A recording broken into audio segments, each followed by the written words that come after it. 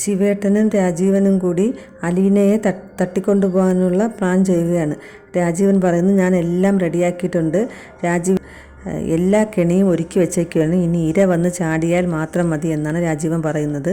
അലീനയെ വൈകുന്നേരം വീട്ടിൽ കൊണ്ടാക്കേണ്ടത് ഗോവർദ്ധനാണ്. ആ സമയത്ത് ഗോവർദ്ധനെ നമുക്ക് ഹോട്ടലിലേക്ക് വിളിക്കാം. അപ്പോൾ അലീന ഓട്ടോ വിളിച്ചോ ബസ്സിലോ പോകാൻ റെഡിയാവും. ആ സമയത്ത് അലീനയെ തട്ടിക്കൊണ്ടു പോകാമെന്നാണ് ഇവർ പറയുന്നത്. അലീന വൈജയന്തിയുടെ ബൈസ്റ്റാൻഡറായിട്ട് നിൽക്കുകയാണ്. അലീന ചെയ്യുന്നതൊന്നും വൈജയന്തിക്ക് ഇഷ്ടപ്പെടുന്നില്ല. ക്ലീൻ ചെയ്തുകൊണ്ടിരുന്നപ്പോൾ അലീന വൈജയന്തിയുടെ കൈ പിടിച്ച് വലിക്കുകയാണ്. പിന്നെ അത് കഴിഞ്ഞിട്ട് ജ്യൂസ് കൊടുക്കാൻ ശ്രമിച്ചപ്പോൾ വൈജയന്തി ജ്യൂസ് കുടിക്കുന്നില്ല.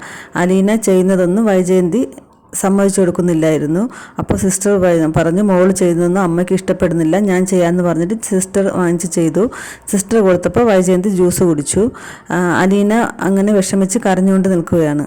അപ്പോൾ ഡോക്ടർ റൂമിലേക്ക് വന്നു. വൈജയന്തിയോട് ഇപ്പോൾ എങ്ങനെയുണ്ട്, വേദനയൊക്കെ കുറവുണ്ടോ എന്നൊക്കെ ചോദിക്കുന്നുണ്ട്. അപ്പോൾ അലീന പറഞ്ഞു, ആ കൈക്ക് നല്ല വേദന ഉണ്ടെന്നാണ് തോന്നുന്നതെന്ന് പറഞ്ഞു. അപ്പോൾ ഡോക്ടർ പറഞ്ഞു, പേടിക്കേണ്ട, എല്ലാം ശരിയാവും, ആദ്യം ഞങ്ങളെയൊക്കെ ഒന്ന് പേടിപ്പിച്ച് കളഞ്ഞല്ലോ എന്നൊക്കെ വൈജയന്തിയോട് പറയുന്നുണ്ട്. എല്ലാം ശരിയാവുമെന്ന് പറഞ്ഞിട്ട് ഡോക്ടർ തിരിച്ചുപോയി.